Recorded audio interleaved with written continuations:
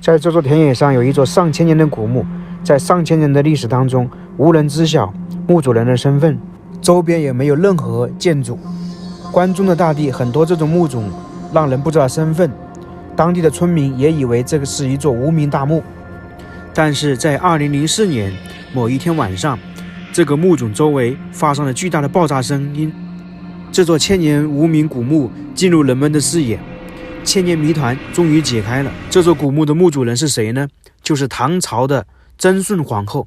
说到贞顺皇后，很多人脑海里都没有印象，但是说到两个人物，大家就非常知道她是谁了。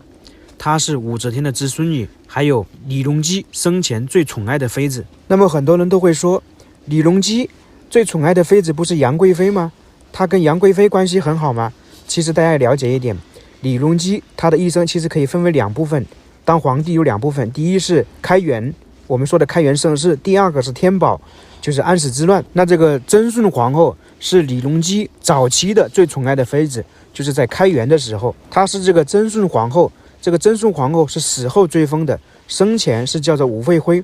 就这个武惠妃死后，李隆基才遇到杨玉环，才留下了杨玉环和李隆基的千古爱情故事。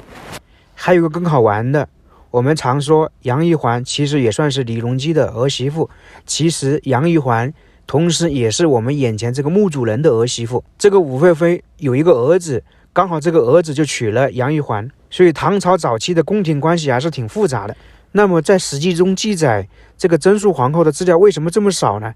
其实还是有很大的因素，很多的原因的。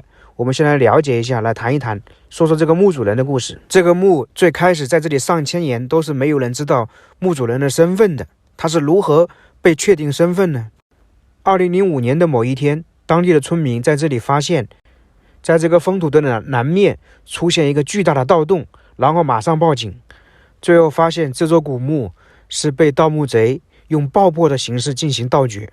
后面文物部门随即对这个墓进行抢救性的发掘，结果让专家大吃一惊。这是一座唐代墓葬，并且等级非常之高，可以说就是一座帝王陵。为什么这么说？因为唐朝的陵墓一般通过天井过洞就能体现它这座陵墓的规格，体现墓主人的身份。而这座陵墓的天井数量和过洞数量让专家们大吃一惊。这个就武惠妃墓中的地宫示意图，大家发现没有？是7个天井，3个过洞，还有个地宫。这个地宫深入地下10几米啊！所以从这个地宫的构造就能发现这个墓主人的身份非常不一般。武惠妃这个墓等级非常之高。那么最终是怎么确定他的身份呢？由于当时这座墓已经到了，里面的东西不多，考古专家在里面检测分析的时候，发现里面有一个小小的我们说的玉册，就像玉片一样的，上面写了贞顺。专家经过这些资料，贞顺包括发现是唐朝的墓葬、唐朝的壁画，所以最终确定它这个是贞顺皇后的墓葬。所以这个千古谜团、千年的无名古墓终于被确定了墓主人的身份。史学界包括考古界一直在寻找这座陵墓在哪里，因为记载的很少，就记载她是贞顺皇后，到底埋葬在哪里，一直都找不到。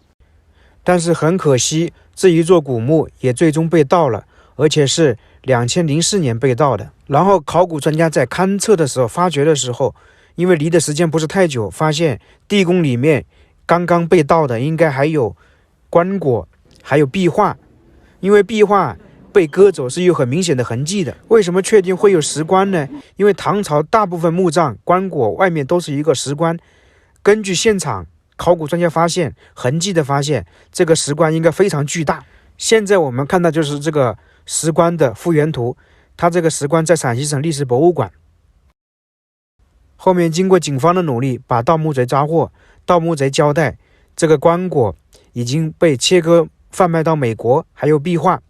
最终经过多方面的努力，这个被贩卖出国的国宝、石椁还有那个壁画被追回来，放置在陕西省历史博物馆。